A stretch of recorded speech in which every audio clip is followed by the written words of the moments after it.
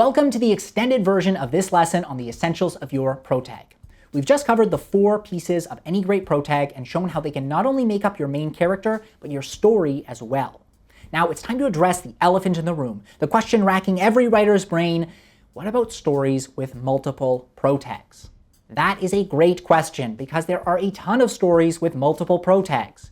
So let's cover how to think about a story with more than one protag, look at a few common examples, and then see it in action with an in-depth breakdown of the 2012 action comedy 21 Jump Street. Let's start by really nailing down who your protag is. Your protag is the character at the very center of your story. They're the one who drives the story, and they're usually the one who undergoes the most change. Sometimes they're simply the character who feels like the protag, though most times there will be very solid evidence as to which character is the true protag.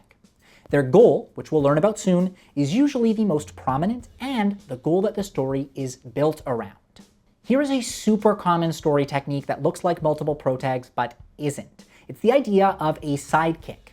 These stories feature 2 main characters, but one of them is clearly more protag than the other.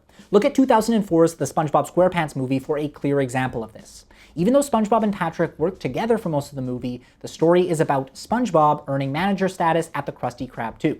Also, the movie is named after SpongeBob. 2 very good pieces of evidence that SpongeBob is the protag and Patrick is acting as the sidekick.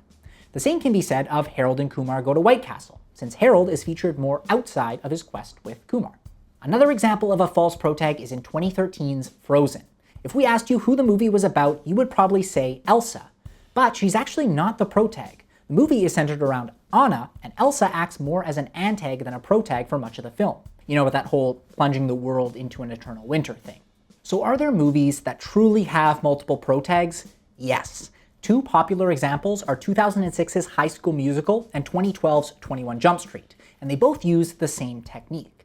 Both movies feature 2 main characters, and each character is featured equally. Neither one is a sidekick, and we spend time with both of them outside the main storyline, which in both cases shows them hanging out with their friends. So, what are these stories doing? These stories are using something we could label as a partnership B story.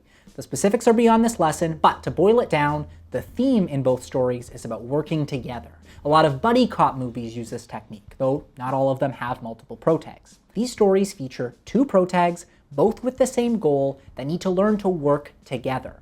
And since the whole idea of the story is cooperation, it makes sense to feature both protags equally. Now, let's see this in action with our in-depth example.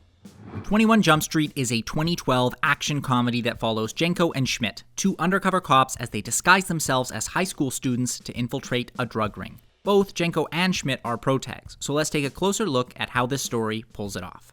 Let's start by confirming that neither Jenko nor Schmidt is secretly the protag. In other examples, like Harold and Kumar Go to White Castle, there is clearly one character who is featured more at the start and at the end of the story, outside the main storyline. In this case, it's Harold, as we see him at work and in the elevator with Maria. At the start of 21 Jump Street, we get a backstory of both Jenko and Schmidt.